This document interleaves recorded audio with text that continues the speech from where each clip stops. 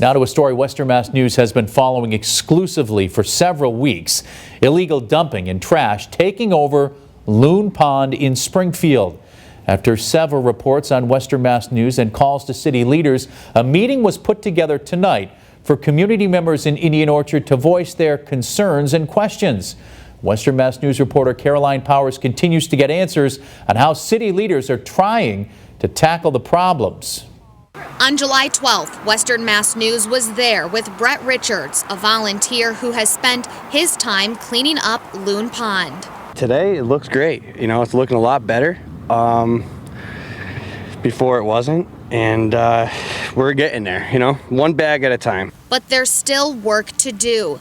The Western Mass News Sky Drone shows Brian and Brett back out on Wednesday, picking up plastic bottles, paper bags, and pieces of trash that are still scattered around Loon Pond. That's on top of this mound of trash the volunteers have picked up over the last few weeks. That pile is the accumulation from, I'd say, just before the road there, all the way down into the thickness.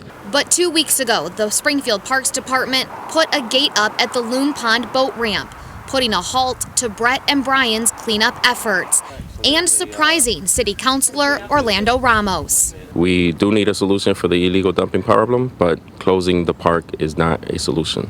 City councilors and volunteers agree having the boat ramp closed off at night is one way to possibly stop the illegal dumping, but they'd like to see this area open during the day still for people to fish. We're very limited as an urban area as to how many locations we have for people to fish, so it's important that we take care of those locations and those limited resources that we have.